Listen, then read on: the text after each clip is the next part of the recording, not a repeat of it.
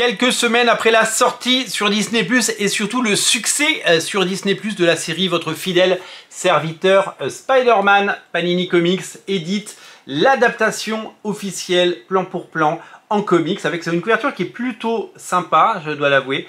J'aime beaucoup cette couverture. Vous allez retrouver dans cet album les épisodes de Spider-Man Your Friendly Neighborhood, donc la série date de 2025, épisodes 1 à 5. Vous reconnaissez ce costume, c'est celui évidemment de Spider-Man au début de cette série. Une série qui a des qualités, je ne sais pas si vous avez vu certaines vidéos qui sont devenues virales, notamment sur les réseaux, en YouTube Short ou en Reel.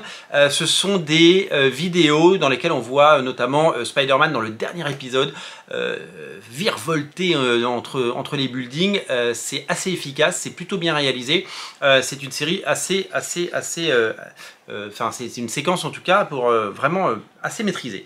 Au scénario, c'est Christos Gage qui adapte évidemment ce récit, et au dessin c'est Eric Gapstur, quelqu'un que je ne connaissais pas mais qui a un style évidemment qui se rapproche, vous l'avez compris, qui se rapproche du style graphique. C'est Leonardo Romero qui fait cette couverture, et il y en aura d'autres, je vais vous les montrer, dans un style assez cartoon évidemment, puisqu'il faut que ça colle au dessin animé, et dans un style un peu ligne claire, qui rappelle, en tout cas pour la partie dessin animé et dans la technique d'animation, un peu ce qu'on a pu voir sur Prime Video avec Invincible, même si évidemment c'est pas du tout le même contenu, et que c'est pas du tout le même type de dessin animé. Spider-Man est beaucoup plus grand public, beaucoup moins sanglant.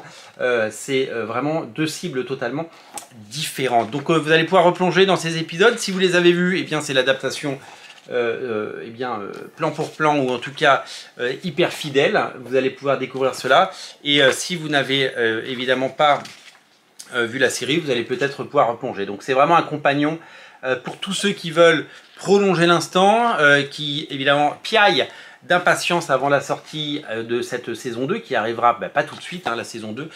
Il faut évidemment laisser le temps aux artistes et aux studios de faire ces épisodes. En tout cas, savoir que cette série a fonctionné, savoir qu'elle a touché un public, savoir que des enfants l'ont vu, mes enfants l'ont vu notamment, je peux vous le dire, ça fait plaisir, parce que souvent la clé d'entrée dans les comics, ça passe souvent par l'animation, soit par les jeux vidéo, soit par l'animation, soit par les films.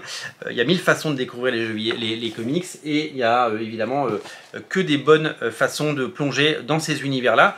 Donc on se réjouit de voir que cette série, tout comme X-Men 97, est un succès, et que de nombreux et des millions de personnes l'ont vu à travers le monde sur Disney+. Donc voilà, peut-être l'avez-vous vu, dites-nous si vous l'avez vu dans les commentaires, dites-nous si vous avez pris en main et ramené chez vous ce comics. En tout cas, c'est un comics qui, je pense, pourra trouver son public parmi les fans de la série éponyme. Merci d'être aussi nombreux à regarder Radio Comics, merci pour votre fidélité.